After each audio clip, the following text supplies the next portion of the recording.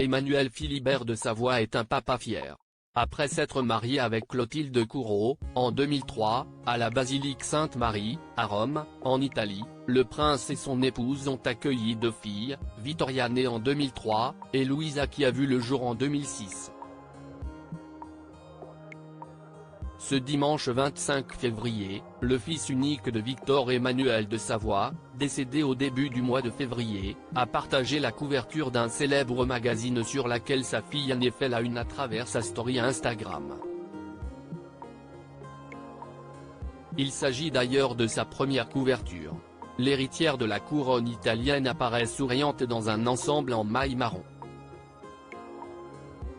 Elle pose pour le magazine espagnol Io Donna, qui lui consacre un article à l'occasion de sa venue à New York où elle a assisté au défilé Michael Kors.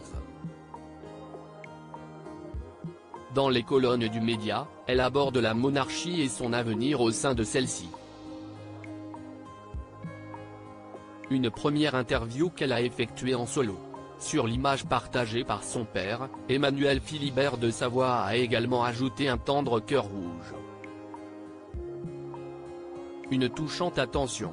Vittoria et Louisa de Savoie, leur évolution physique. Vittoria de Savoie, comment elle se prépare à son futur rôle depuis la mort de son grand-père, elle est officiellement la nouvelle prétendante au trône d'Italie. D'après la loi, son père devait accéder au trône si la monarchie était restaurée. Mais Victor Emmanuel avait fait abolir la loi salique.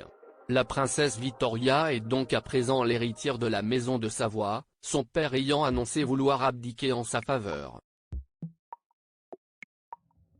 Dans une interview accordée à Point de Vue, en juin 2023, Emmanuel Philibert de Savoie expliquait que sa fille aînée se préparait déjà à son futur rôle, entre joie et appréhension. La perspective de ses responsabilités la réjouit et l'angoisse aussi. Cela la motive pour travailler et apprendre, avait-il expliqué. Un mois auparavant, sa mère, Clotilde Courreau soulignait dans l'Illustré, il faut avant tout qu'elle trouve sa propre voie, ensuite qu'elle connaisse l'histoire de sa famille et qu'elle s'interroge sur ce que voudrait dire être héritière d'une famille aussi ancienne.